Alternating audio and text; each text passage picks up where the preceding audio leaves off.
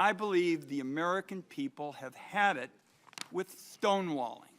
Americans don't want to hear that answers to relevant questions are privileged and off limits, or that they can't be provided in public, or that it would be, quote, inappropriate for witnesses to tell us what they know. We are talking about an attack on our democratic institutions, and stonewalling of any kind is unacceptable. And General Sessions has acknowledged that there is no legal basis for this stonewalling. So now to questions. Last Thursday, I asked former Director Comey about the FBI's interactions with you, General Sessions, prior to your stepping aside from the Russian investigation. Mr. Comey said that your continued engagement with the Russian investigation was, quote, problematic, and he, Mr. Comey, could not discuss it in public. Mr. Comey also said that FBI personnel had been calling for you to step aside from the investigation at least 2 weeks before you finally did so. Now, in your prepared statement, you stated you received only, quote, limited information necessary to inform your recusal decision. But given Director Comey's statement, we need to know what that was. Were you aware of any concerns at the FBI or elsewhere in government about your contacts with the Russians or any other matters relevant to whether you should step aside from the Russian investigation? Senator Wyden, I am not stonewalling. I am following the historic policies of the Department of Justice.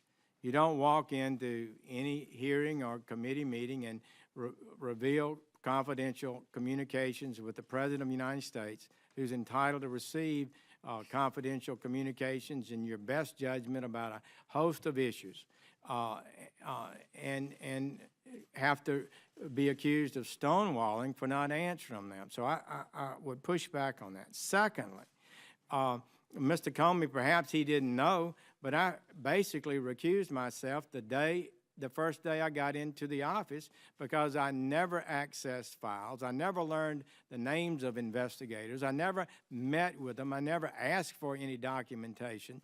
The documentation, what little I received, was mostly already in the media and was presented by the senior ethics, public responsibility, professional responsibility attorney in the department. And I made an honest and proper decision to recuse myself, as I told Senator Feinstein and the members of the committee I would do when they confirmed me.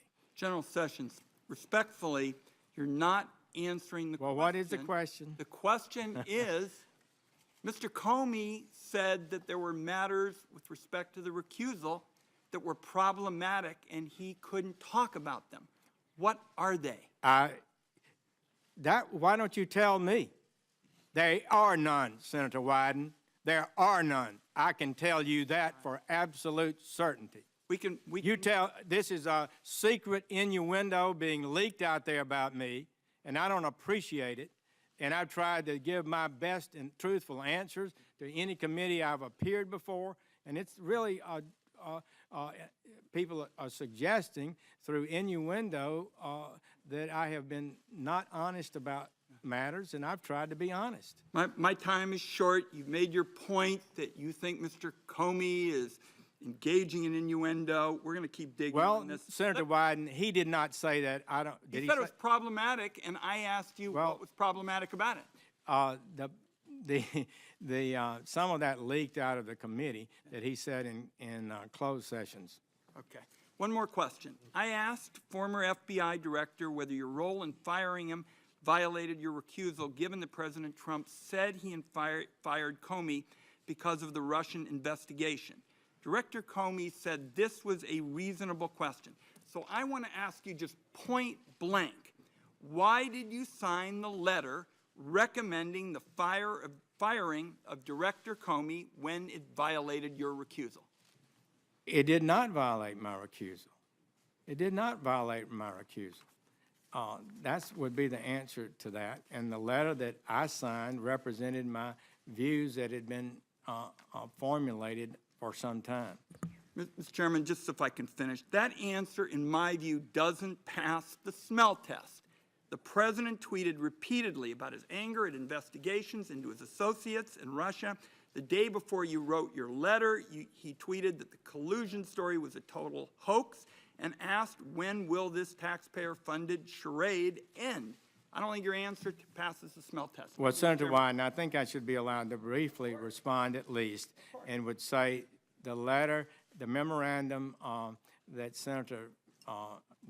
Deputy Rosenstein wrote, and my letter that accompanied it, represented my views of the situation.